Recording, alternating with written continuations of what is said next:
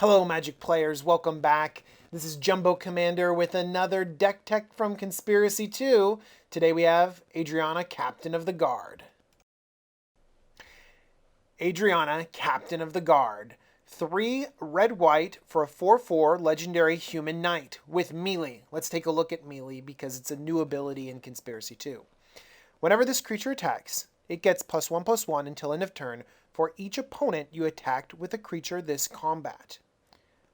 Adriana also says other creatures you control have melee. So let's analyze this melee ability.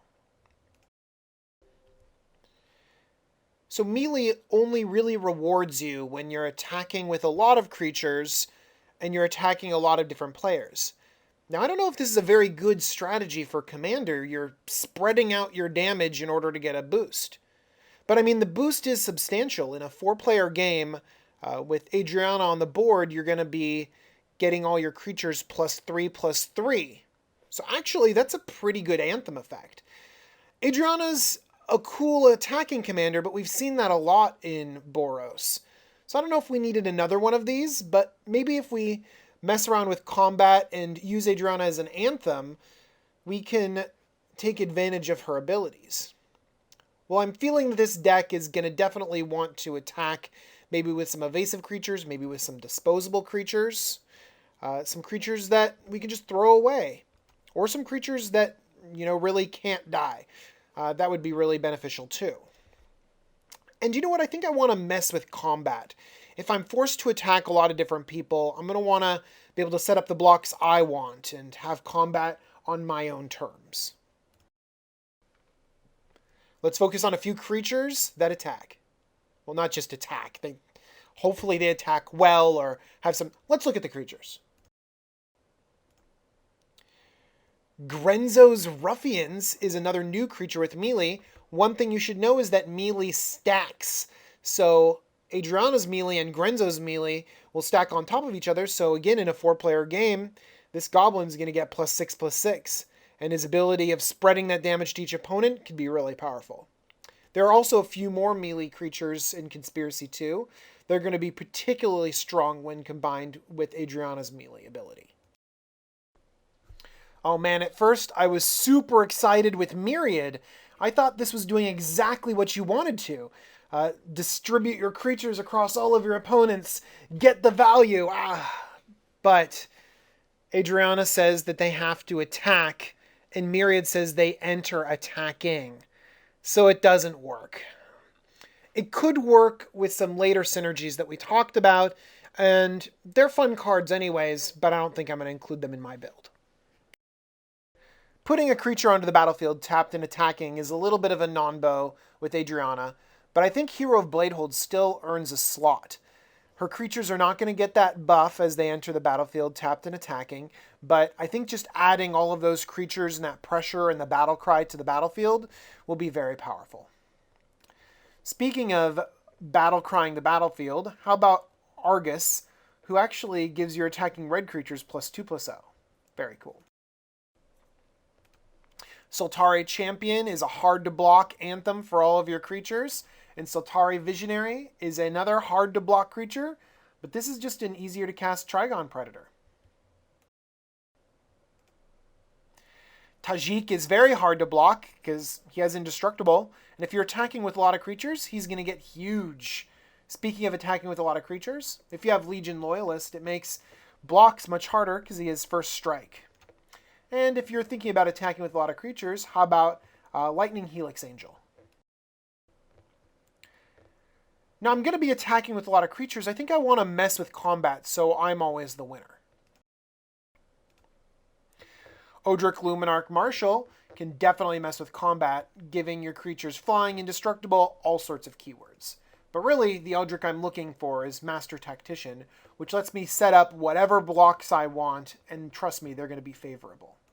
I think that because of all these legendary creatures, Thalia's Lancers definitely earns a spot as well. Iris, God of Victory, is definitely going to mess with combat, specifically preventing all damage that would be dealt to attacking creatures you control.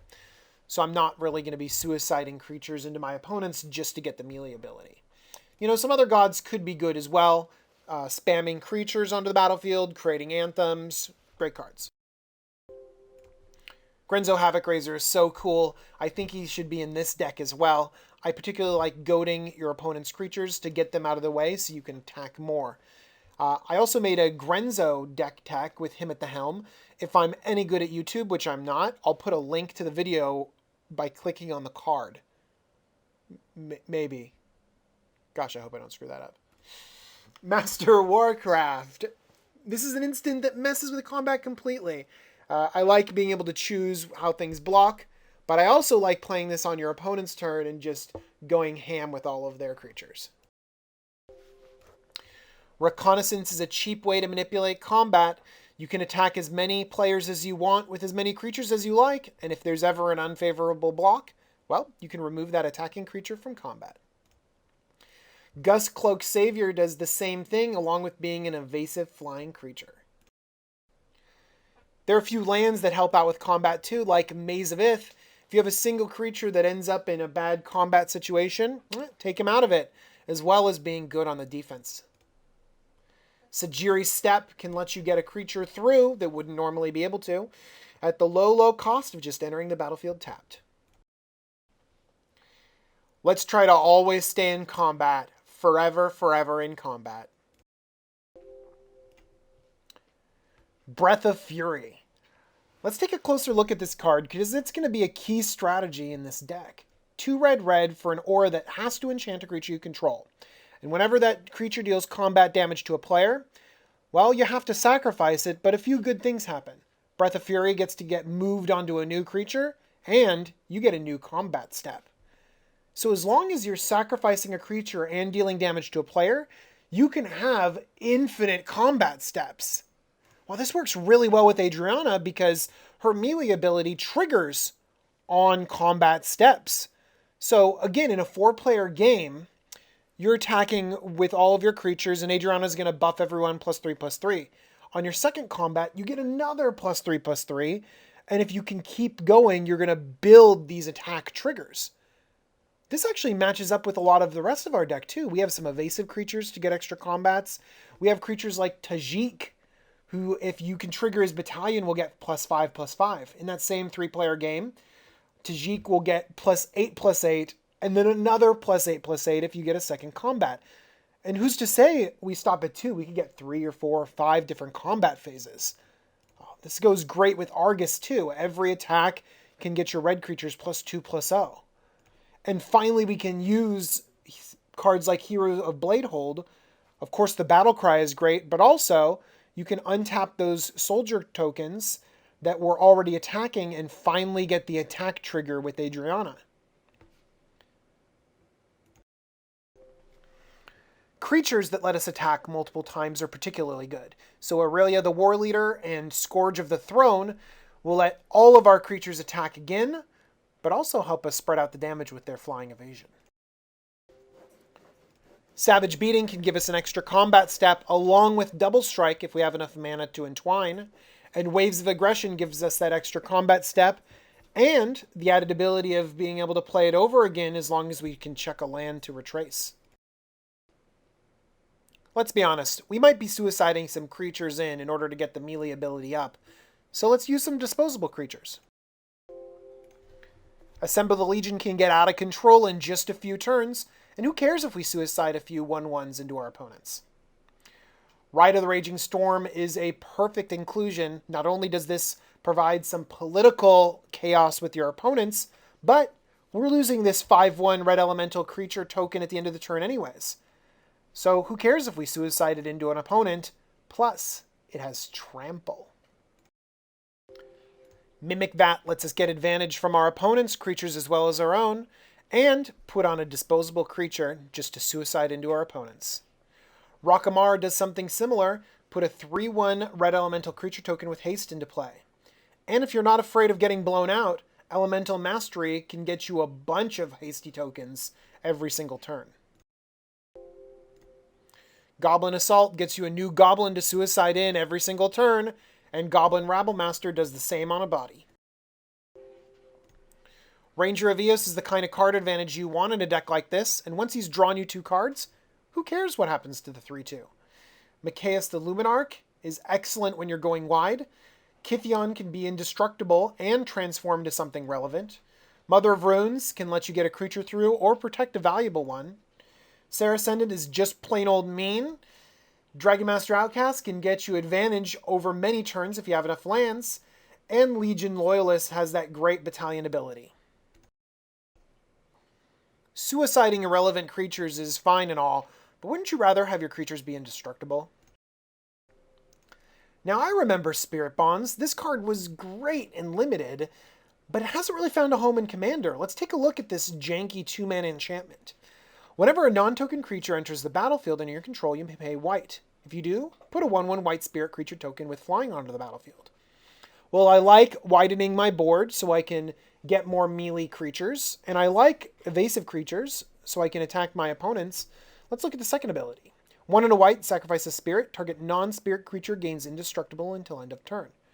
So I can cash in these useless spirits that I create incidentally to make the cards I care about indestructible. Great. Throw Spirit Bonds in this bad boy. Now, if we really want to play with fire, let's play with Archangel Avacyn. She can enter the battlefield and make everything indestructible. She can also flip over and destroy your team. How about Frontline Medic? Battalion makes everything indestructible, and every so often, opponent forgets about his second ability. Counter target spell with an X in its mana cost unless its controller pays 3. Deathless Angel can make anything indestructible for white, and it also has evasion with flying. Soul of New Phyrexia has a different kind of evasion with trample, and it can make everything indestructible for 5.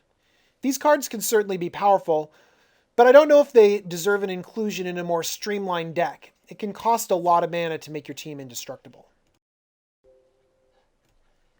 Make a Stand can make your whole team indestructible and give them a little bit of a pump. Boros Charm can be particularly nice, giving double strike or giving every permanent you have indestructible. So that's Adriana. A few conclusions. I don't think she's breaking the mold of Boros generals. I think she's interesting, but she's not doing anything new, and she might not even be better than Gisela or Aurelia or even Iris. Her melee ability with multiple combats is kind of interesting and fun. I like the ability for her to be sort of an anthem on a general. I don't know. We'll see how she plays. I think she could have a lot of interesting interactions. Thank you so much for watching Jumbo Commander's deck tech of Adriana, Captain of the Guard. I hope you liked it. If you did, feel free to favorite or comment or subscribe even. Have a good one.